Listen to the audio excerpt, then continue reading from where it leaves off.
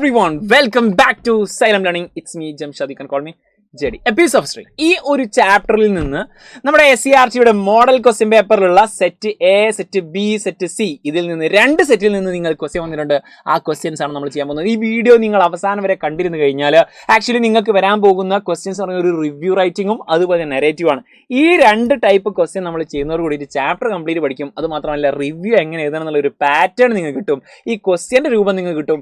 അതുപോലെ തന്നെ നരേഷൻ എങ്ങനെയാണ് ക്വസ്റ്റ്യൻ ചോദിക്കുന്ന ഒരു ഐഡിയ നിങ്ങൾക്ക് സെറ്റ് ആക്കുമ്പോൾ. സോ ഇതുപോലുള്ള ധാരാളം വീഡിയോസ് നമ്മൾ ഈ ഒരു ചാനലിൽ അപ്ലോഡ് ചെയ്യുന്നതായിരിക്കും. സോ മിസ് ആവാതിരിക്കാൻ വേണ്ടി ജസ്റ്റ് സബ്സ്ക്രൈബ് ചെയ്തോ. നമ്മൾ തുടങ്ങുകയാണ് പീസ് ഓഫ് സ്ട്രിംഗിലെ എക്സ്പെക്റ്റബിൾ ക്വസ്റ്റ്യൻസ്. നിങ്ങൾക്ക് SCRT മോഡൽ ക്വസ്റ്റ്യൻ പേപ്പർ ആണ്. So it's A plus question. നമുക്ക് നോക്കാം എങ്ങനെയാ ക്വസ്റ്റ്യൻ വന്നുള്ള ഒരു ഐഡിയ ഉണ്ടാവില്ല. നോക്കാം.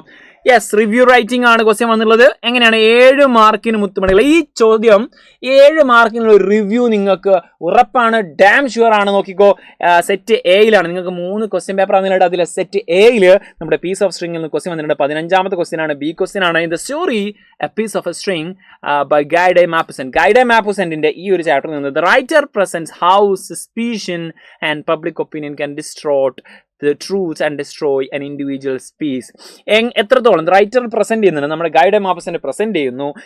എങ്ങനെയാണ് ഒരു പബ്ലിക് ഒപ്പീനിയനും അവരുടെ സംശയങ്ങളും ഒക്കെ ഒരാളുടെ സത്യത്തെ, ഒരാളുടെ സമാധാനത്തെ, ഒരു വ്യക്തിയുടെ സമാധാനത്തെ എത്രത്തോളം നശിപ്പിക്കാൻ കഴിയും എന്നത് നമുക്ക് ഗൈഡെ മാപ്പസന്റെ കാണിച്ചു തന്നിട്ടുണ്ടല്ലോ. ചോദ്യമാണ്. And based on your reading of the story, നിങ്ങളുടെ ഈ ഒരു കഥ വായിക്കുന്നതിന്റെ ബേസ് ചെയ്തുകൊണ്ട് prepare a short review focusing on its theme. അതിൻ്റെ തീം നിങ്ങൾ ഫോക്കസ് ചെയ്യണം. എങ്ങനെയാണ്? ക്വസ്റ്റ്യൻ നന്നായിട്ട് ശ്രദ്ധിക്കണം. എന്താ പറഞ്ഞത്?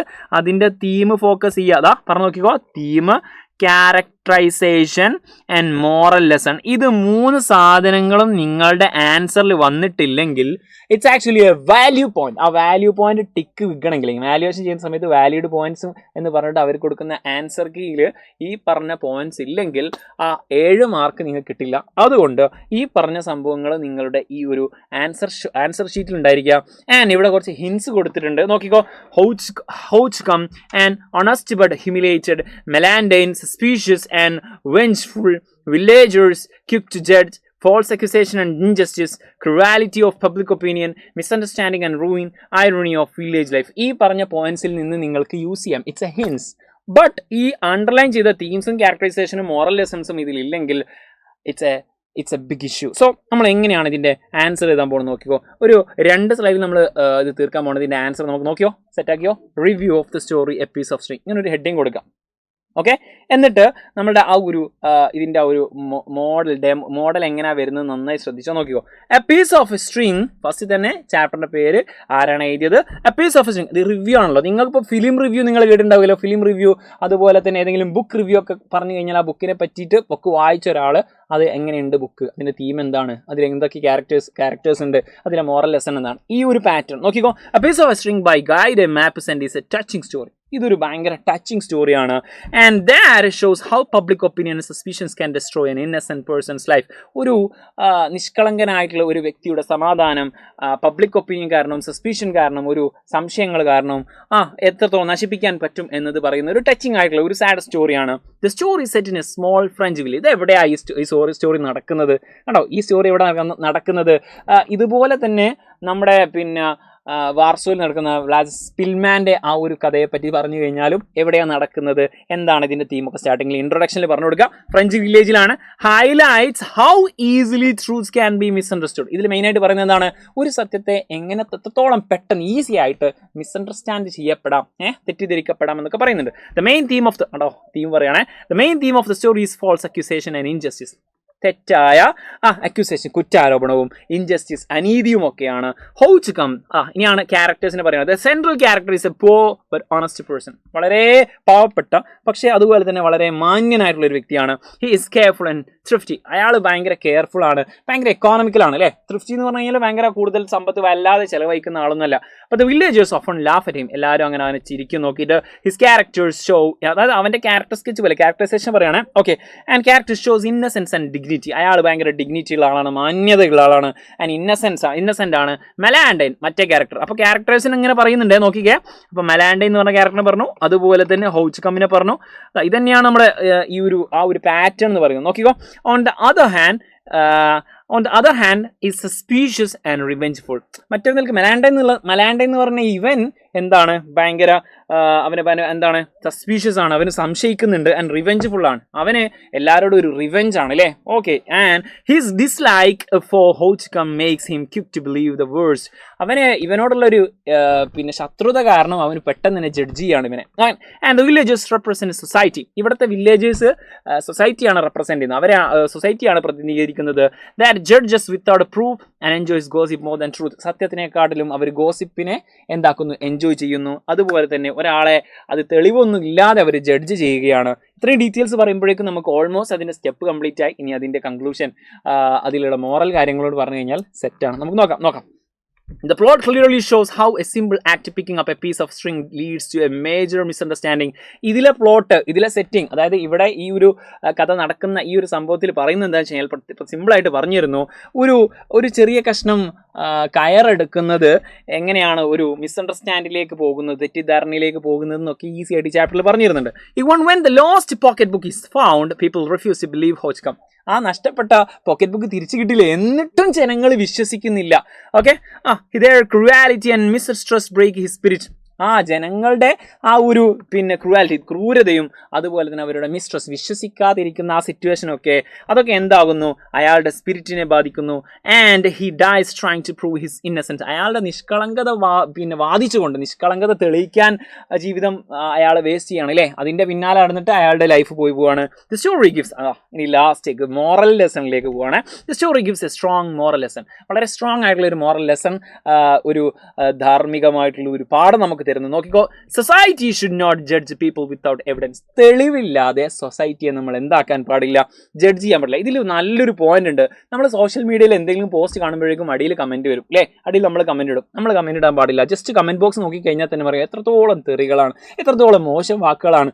പിന്നീട് പിറ്റേത്തെ ന്യൂസ് ഉണ്ടായിരിക്കും, ആ ന്യൂസ് ഫേക്ക് ആയിരുന്നു, അല്ലെങ്കിൽ അയാൾ തെറ്റുകാരനല്ല. അപ്പോൾ സോഷ്യൽ മീഡിയയിലൊക്കെ ഈസി ആയിട്ട് തെറ്റിദ്ധരിക്കപ്പെടാം. അങ്ങനത്തെ ഒരു സിറ്റുവേഷനിലാണ് ആരുള്ളത്, നമ്മുടെ ഹോച്ച്കം ഉള്ളത്. And because false suspicion can destroy a person's life. ഒരു തെറ്റായ സംശയം കാരണം ഒരാളുടെ ജീവിതം തന്നെ നശിച്ചു പോകാൻ സാധ്യതയുണ്ട്, പ്രത്യേകിച്ച് ഇപ്പോഴത്തെ കാലത്ത്. The story remains powerful because it reflects real human behaviour.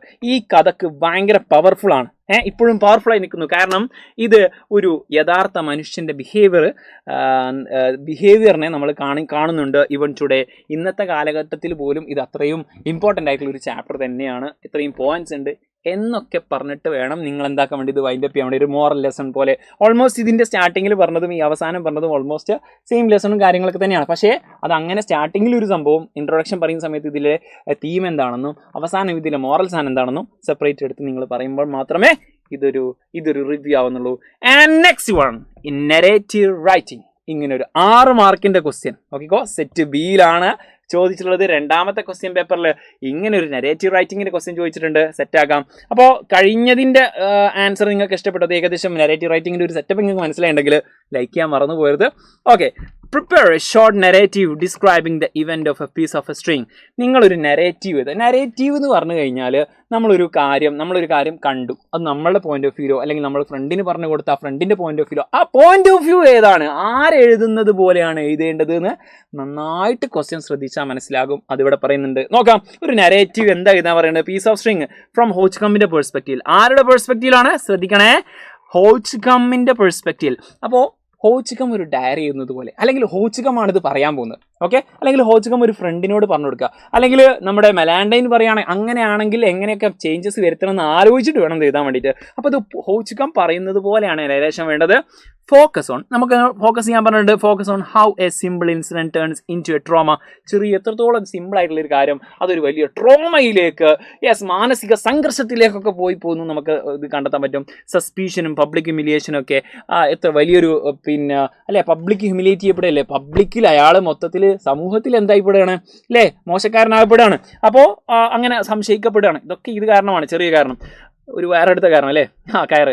Conclude the narrative, narration conclude ചെയ്യാം with his feelings of relief. അയാളുടെ ഒരു when he is cleared of the charge, അയാളുടെ ആ ചാർജ് ഒഴിവായല്ലോ, അയാളല്ല വേറൊരാൾ ആ കുറ്റം ഏറ്റെടുത്തു, അല്ലെങ്കിൽ ആ പോക്കറ്റ് ബുക്ക് തിരിച്ചു കിട്ടിയല്ലോ.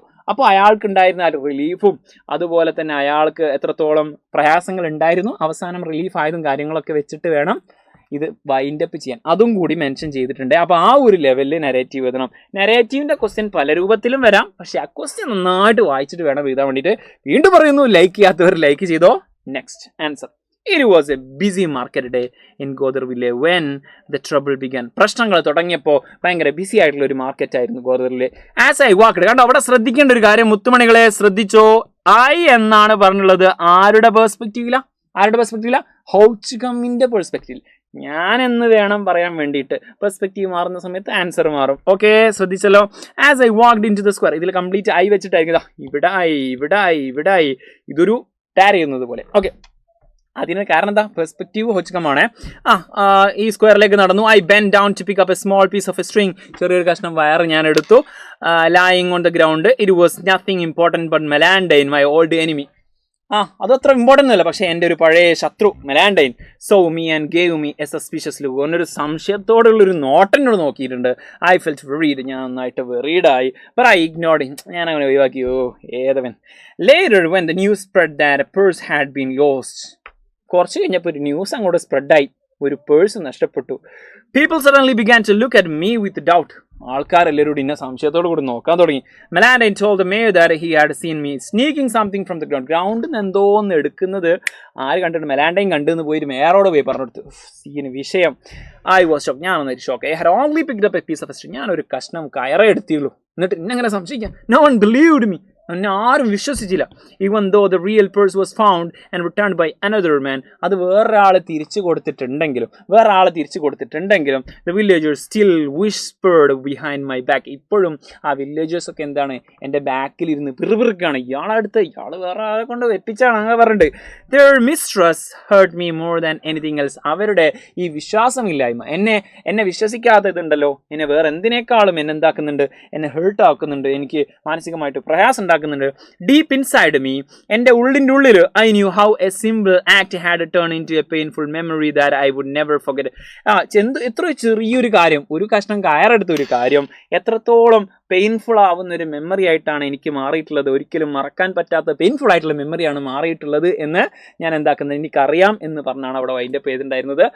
ഇവിടെ നിങ്ങൾക്ക് പിന്നെ ഇനി വേറെ രൂപത്തിലൊക്കെ വൈൻഡപ്പ് ചെയ്യാം. ഏത് തന്നെയാണെങ്കിലും ഇതുപോലെ ആയിരിക്കണം. ആ ഒരു പോയിന്റ് ഓഫ് വ്യൂ നിങ്ങൾ മറക്കരുത്. ആ പോയിന്റ് ഓഫ് വ്യൂവിന് മാർക്കുണ്ട്, അത് തെറ്റിച്ച് കഴിഞ്ഞാൽ അതിൻ്റെ മാർക്കിൻ്റെ ഭൂരിപക്ഷം മാർക്കും നഷ്ടപ്പെടും. അതുപോലെ തന്നെ ചാപ്റ്റർ അറിഞ്ഞിരിക്കുക എന്നുള്ളത് വളരെ ഇമ്പോർട്ടൻ്റ്. ഇപ്പോഴും ഈ ഒരു സമ്മറി പോലത്തെ ഒരു സംഭവം, ഇതിൻ്റെ റിവ്യൂവും ഇതിൻ്റെ നെറേറ്റീവും ഒക്കെ പഠിക്കുമ്പോഴേക്കും നിങ്ങൾക്ക് എന്തായി മാറി, ഇതിൻ്റെ കംപ്ലീറ്റ് ചാപ്റ്ററിൻ്റെ ഒരു സമ്മറി നിങ്ങളുടെ മൈൻഡിലേക്ക് വരും. കുറേ വേർഡുകൾ ഇതിലുണ്ട്. ഇത് 2-3 പ്രാവശ്യം വായിച്ച് നോക്കിയാൽ തന്നെ നിങ്ങൾക്ക് ഇതുപോലത്തെ പല ആൻസേഴ്സും ചെയ്യാൻ പറ്റും. പിന്നെ നിങ്ങളോടൊരു കാര്യം, ഈ നെക്സ്റ്റ് ചാപ്റ്റർ നമ്മുടെ NCERT ക്വസ്റ്റ്യൻ പേപ്പറിലുള്ള റിപ്പീറ്റഡ് ആയിട്ട് ചോദിച്ചിട്ടുള്ള ആ ചാപ്റ്റർ ഏതാണ്, ആ ചാപ്റ്ററിൽ നിന്നുള്ള കംപ്ലീറ്റ് ക്വസ്റ്റ്യനും വേണോ, വേണ്ട ചാപ്റ്റർ ഏതാണെന്നുള്ളത് കമൻറ്റ് ബോക്സിൽ അറിയിക്കാം. നമ്മുടെ SSLC നമ്മുടെ ഫ്രണ്ട്സിലുള്ള വാട്സപ്പ് ഗ്രൂപ്പിലേക്ക് ഇത് അയച്ചു കൊടുക്കുക. അവർ പഠിക്കട്ടെ എങ്ങനെയാണ് ഇത്തവണത്തെ NCERT നമ്മളോട് ചോദിക്കാൻ പോകുന്ന ക്വസ്റ്റ്യൻ, മോഡൽ ക്വസ്റ്റ്യൻ പേപ്പറിൽ എങ്ങനെയാണ് ഓരോ ചാപ്റ്ററിൽ നിന്ന് ക്വസ്റ്റ്യൻ വന്നതെന്നുള്ളതൊക്കെ അവർ പഠിക്കട്ടെ, സെറ്റാക്കട്ടെ.